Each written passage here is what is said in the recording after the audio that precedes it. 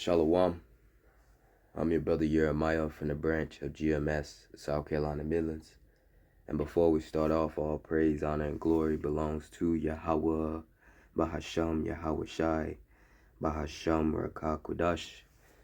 Double honors are to the apostles and the elders of Great Millstone who teach and who rule well.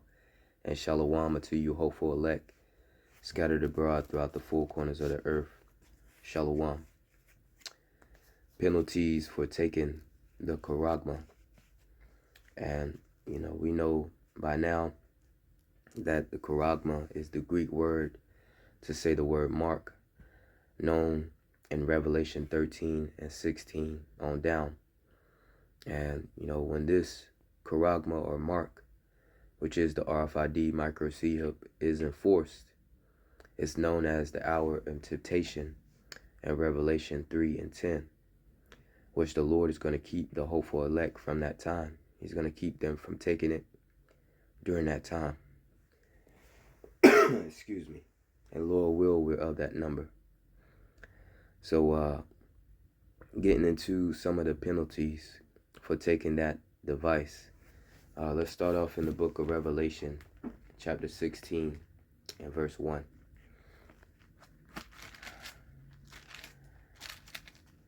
And it reads, "And I heard a great voice out of the temple saying to the seven angels, Go your ways and pour out the vials of the wrath of Yahawah upon the earth." So the Lord's wrath is about to be poured out here on the earth. It says, verse 2, it says, "And the first went and poured out his vial upon the earth, and there fell a noisome and grievous sore upon the men which had the Charagma or mark of the beast, which is the RFID micro C-hub, and upon them which worship his image," which the image of the beast is this NWO system that this devil has set up. All right. And, that grievous or that noisome and grievous sore is going to be like a cancerous like sore. And it's going to be very tormentous. All right. And that's all from taking that device. Okay. But through the spirit and the power of Yahawashi, you're being warned by the men, the prophets of Yahawashi, not to take it. So now what you see here on the screen is, the technology that's set up for this device. And this right here is Amazon One Pay. And, basically you just scan the palm of your hand and associate it with your debit card. And from then on, you pay with the palm of your hand. So now, this is all leading up to that hour of temptation, all right, known in Revelation 3 and 10. Okay, and I also have a video of the associate kind of elaborating on this device. Picture of your palm, and then you associate. A video of it. It takes a picture of your palm, and then you associate it with a debit or credit card, and then you just scan it once you come in. It almost picked up your hand. Do you have your palm scanning? Thank you. So this is all gradualism to the hour of temptation, to them physically putting a Charagma, a RFID micro C-hub, within the palm of your hand. Okay, and we know that also there's been articles about Elon Musk, Neuralink. Neuralink implants first C-hip in human, and that was within the brain. Okay, so this technology is here. As in Habakkuk, it says, at the end, it shall speak and not lie. Okay, and this has been a prophecy that's been forespoke about via the apostles and the elder bishops of Great Millstone for decades. Okay? And, it's here. Okay? It's right at the door.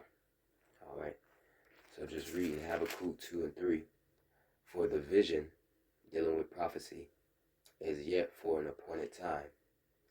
But at the end it shall speak and not lie. And we're at the end of Esau Edom's eon, okay, which is the Greek word to say the word world. All right, dealing with his period of time or age to rule. Okay, it says, but at the end it shall speak and not lie. Though it tarry, wait for it, because it will surely come.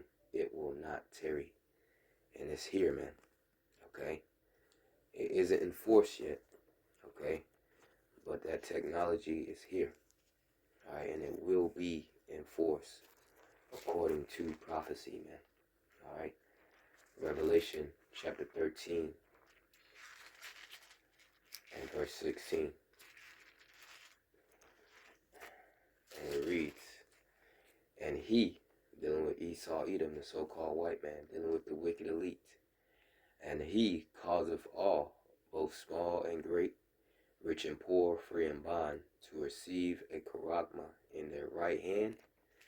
All right, dealing with this technology here, which is all leading up to that RFID being put inside the body, which we know thousands or millions of people already got that device, because this device has been around for some time.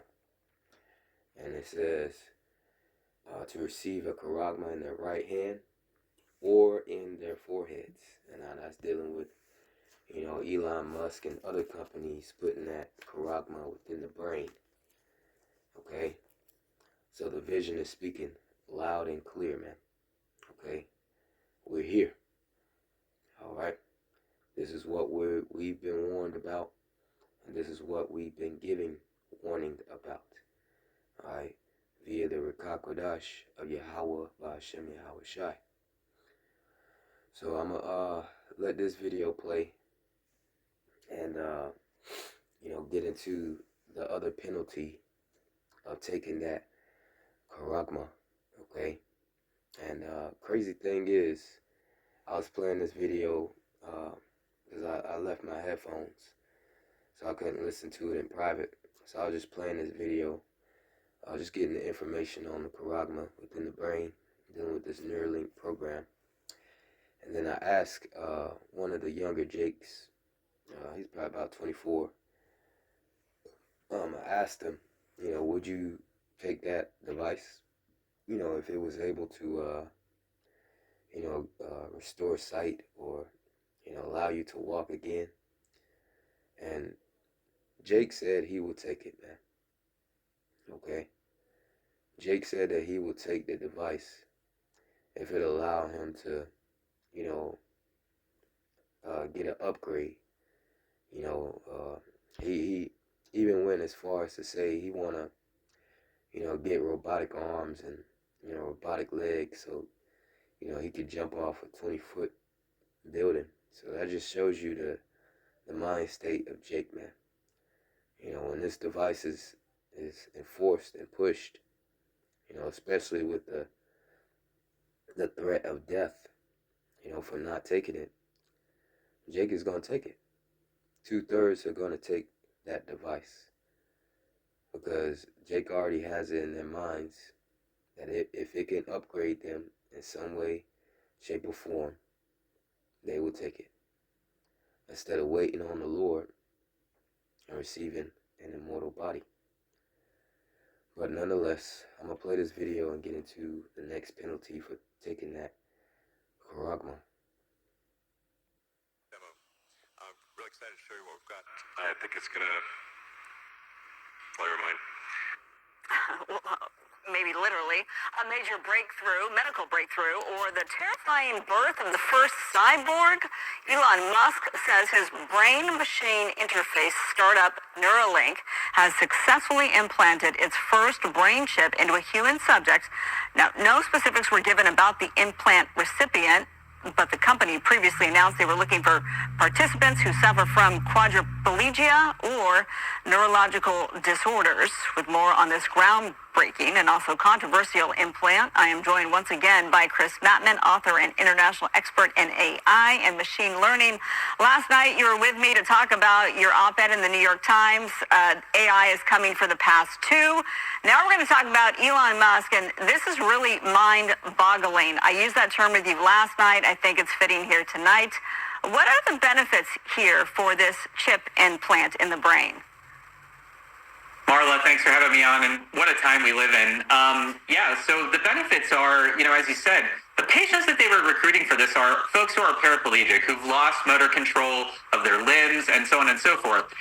Basically, the big tech companies and the AI companies have been collecting all of the necessary information they need for voice, for sound, for replicating the human eardrum, for replicating the human eye, and for all of the recipe data that they need to restore cognitive function. I mean, imagine someone who can't move their leg with this implant suddenly being able to move their leg again, or someone who can't see suddenly having vision again. So the potential for utility for this is amazing. However, the potential for it to be misused also causes me pause.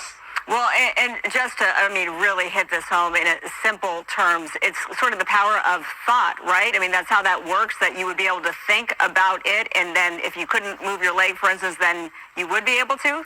Is that how it works?